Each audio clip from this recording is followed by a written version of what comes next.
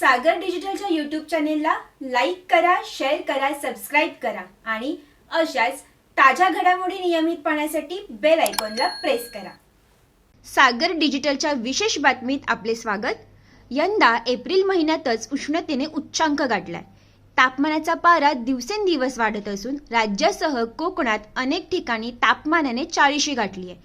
ठाणे शहरातील तापमानात गेल्या 2 ते 3 दिवसात लक्षणीय वाढ झाली। त्यामुळे उष्माघाताचा धोका वाढण्याची शक्यता वर्तवली जात असून सिव्हिल रुग्णालयात 20 खाटांचा विशेष वातानुकूलित कक्ष सज्ज ठेवण्यात आला आहे।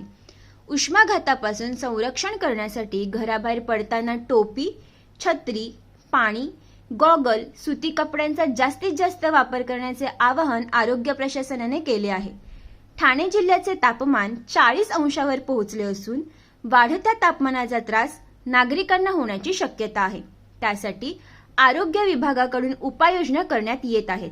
वाढत्या उष्णतेपासून बचाव करण्यासाठी काय करावे या संदर्भात जिल्हा शल्य चिकित्सक डॉक्टर कैलास पवार यांनी विशेष माहिती दिली आहे।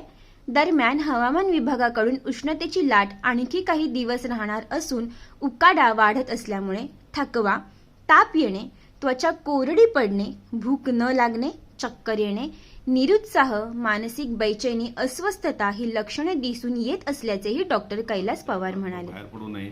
जर बाहेर पडत असाल तर स्कार्फ, टोपी वापरणे, गॉगल वापरणे, छत्रीचा जास्तीत जास्त यूज करायला पाहिजे आणि मुबलक प्रमाणात पाणी पित राहायला पाहिजे कंटिन्युअसली। पाण्याचं मेनली याच्या डिहायड्रेशन कुठल्या पद्धतीने होऊ नये, त्याचा कॉम्प्लिकेशन खूप जास्त होतात।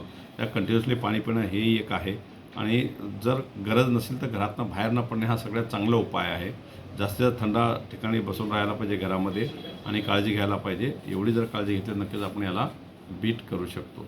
सागर डिजिटलच्या यूट्यूब चॅनलला लाईक करा, शेअर करा, सबस्क्राईब करा आणि ताज्या घडामोडी नियमित पाहण्यासाठी बेल आयकॉनला प्रेस करा।